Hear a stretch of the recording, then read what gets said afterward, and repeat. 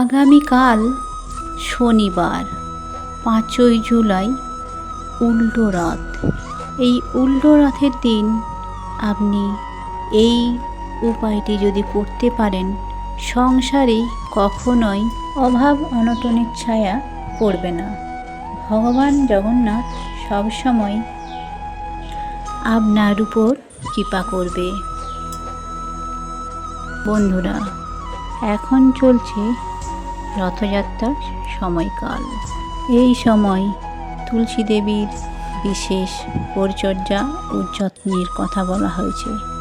বন্ধুরা, বাড়িতে যদি আপনার কোনো প্রকার আর্থিক সমস্যা থাকে, বাধা থাকে, আপনি এই সামান্য কাজটা করে কিন্তু এই বাধা বিপত্তি সব কিছু কাটিয়ে উঠতে পারেন। যে ব্যক্তি এই ক্রিয়াটি করবেন, বলা হয় বাড়ির সকল সদস্যদের জীবন থেকে অন্ধকার নাশ হয়, আসে সুনাম প্রতিপত্তি। দারিদ্রতা থেকে মুক্তি পেতে ঘরে সুনাম বৃদ্ধি ও পুণ্য লাভের জন্য এই উল্টো রথের দিন এই ক্রিয়াটি অবশ্যই করুন। বন্ধুরা, আমরা সকলেই জানি শ্রী জগন্নাথ দেবী হলেন শ্রী বিষ্ণু ও সৃষ্টিকর্তা, তাই তার পূজা কখনোই তুলসী পাতা ভিন্ন সম্পূর্ণ হয় না। তাই উল্টো রথের দিন শ্রী শ্রী জগন্নাথকে তথা শ্রী কৃষ্ণকে একটি তুলসীর মালা পারলে নিবেদন করুন এবং তুলসী তলায় পারলে এই উল্টো রথের দিন একটি পাথর পুঁতে দিন। সেটি হলো শালগ্রাম শিলা। শালগ্রাম শিলা আমরা সকলেই জানি ভগবান শ্রী বিষ্ণু। এই শালগ্রাম শিলা রাখলে পরে সংসারে যা কিছু অভাব অনটন কালো ছায়া সব কিছুই দূর হয়ে যাবে শ্রী ভগবান জগন্নাথের কৃপায়। বন্ধুরা, আমাদের সনাতন ধর্মে এই তুলসী গাছকে ঈশ্বর রূপে আরাধনা করা হয়। প্রত্যেক হিন্দু বাড়িতে কম বেশি আমাদের প্রত্যেকের বাড়িতেই এই তুলসী গাছ থাকে। এই বিশেষ গাছের জন্য প্রত্যেক বাড়িতেই বানিয়ে দেওয়া হয় একটি মঞ্চ। অত্যন্ত পবিত্র এই গাছটি রোজ পূজিত হয়। প্রতিদিন এই গাছের গোড়ায় দেওয়া হয় জল, প্রদীপ, ধূপ ইত্যাদি। বলা হয় এই তুলসী মায়ের ভক্তি ভরে কেউ যদি পুজো করে থাকে, তাহলে বাড়িতে কখনোই সুখ সমৃদ্ধির অভাব হয় না।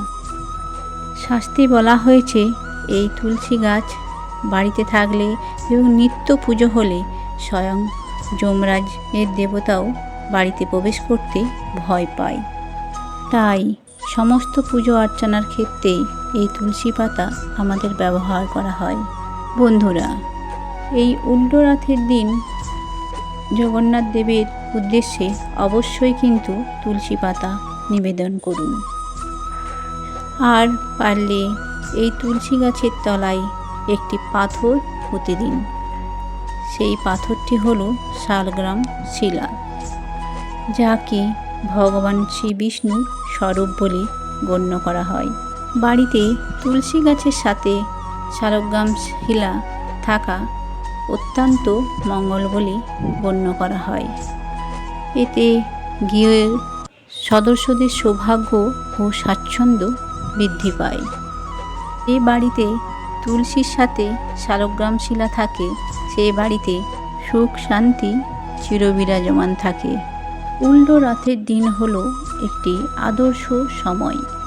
আপনি যদি এই দিনটিতে এই কাজটি করতে পারেন, অবশ্যই নিঃসন্দেহে আপনার পরিবার থেকে সমস্ত বাধা বিপত্তি অভাব অনটন দূর হবেই হবে। তবে এই কাজটি অবশ্যই উল্টো রথের দিনের বেলায় সম্পূর্ণ করতে হবে। ভুলেও যেন সন্ধ্যের পর এই কাজটি কখনোই করবেন না, কারণ শাস্ত্রমতে তুলসী গাছ সন্ধ্যের পর আর স্পর্শ করতে নেই। তবে বন্ধুরা, আপনি যদি হাজার চেষ্টার পরেও শালগ্রাম শিলা না পেয়ে থাকেন, তাহলে আপনি এই ক্রিয়াটাও উল্টো রথের দিন সম্পন্ন করতে পারেন। আর তা হলো তুলসী গাছের তলায় এই দিন একটি পিতলের থালা রাখুন। থালাটা যেন পরিষ্কার এবং চকচকে থাকে, এই বিষয়টা কিন্তু আপনাদের খেয়াল রাখতে হবে।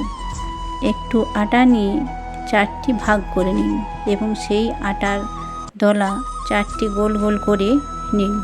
এই আটার থালাটি তুলসী গাছের তলায় রেখে দিন এবং সেটি একদিনের জন্যই রাখবেন। পর উল্টো রথের পরের দিন একটু সকাল সকাল ঘুম থেকে উঠে স্নান সেরে ছাদে বা বাড়ির উঠোনে গিয়ে ওই গোলাগুলো হাতে নিয়ে মনের ইচ্ছে ব্যক্ত করুন।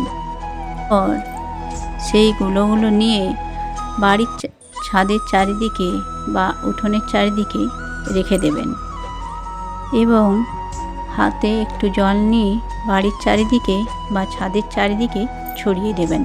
তবে এই বিষয়টি আপনাদের মাথায় রাখতে হবে, এই কাজটি করার সময় আপনাকে যেন কেউ না দেখে এবং আপনি কাউকে দেখিয়ে এই কাজটি করবেন না, না হলে এই শুভ ফলটি বিনষ্ট হয়ে যাবে। এই ক্রিয়া করার পর আপনার সমস্ত বাধা বিপত্তি 21 দিনের মধ্যে ধীরে ধীরে দূর হতে শুরু করবে। বন্ধুরা, আজকের ভিডিও আপনাদের কেমন লাগলো অবশ্যই জানাবেন। ভিডিও ভালো লেগে থাকলে লাইক, কমেন্ট, শেয়ার দিয়ে আমার পাশে থাকবেন।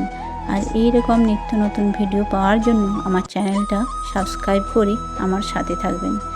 চলুন বন্ধুরা, আজকের মতো বিদায় নিলাম। সবাই ভালো থাকবেন, সুস্থ থাকবেন।